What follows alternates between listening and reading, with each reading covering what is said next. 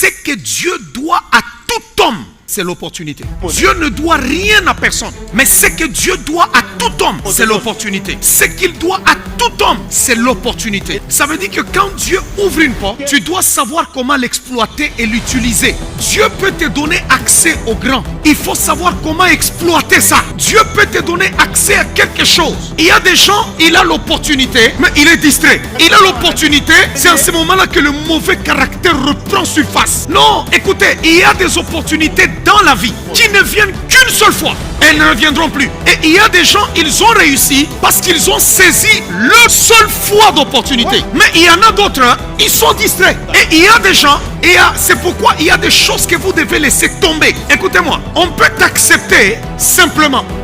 Mais quelqu'un t'aime.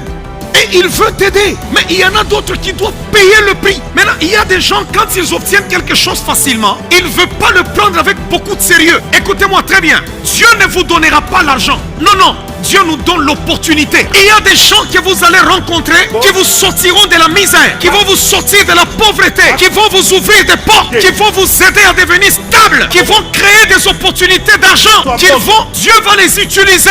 L'opportunité. Et il y a des opportunités qui ne viennent qu'une fois les 10 ans.